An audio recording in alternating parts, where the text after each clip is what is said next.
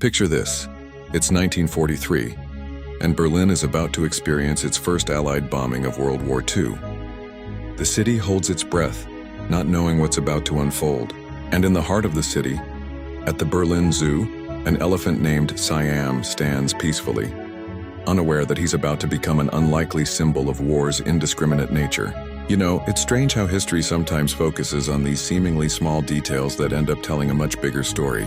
This elephant, the only one in the Berlin Zoo at the time, had been a source of joy for countless visitors. Children would gather around his enclosure, watching in wonder as he moved with surprising grace for his size. He was a reminder of simpler, peaceful times. When the air raid sirens began to wail that fateful day, the city's residents rushed to their shelters. But what do you do with an elephant during an air raid? The zookeepers did their best to protect their animals, but some were simply too large to move to safety. The first bomb that fell on Berlin that day found its mark, not on a military installation, not on a factory, but on the zoo. And just like that, Siam became the first casualty of the Allied bombing campaign in Berlin. It's one of those cruel ironies of war that the first victim wasn't a soldier or a strategic target, but a peaceful giant who had brought joy to so many.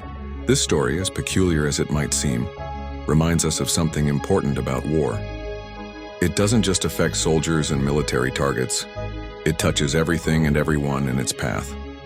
In a way, Siam's story became a powerful metaphor for the innocents lost in conflict.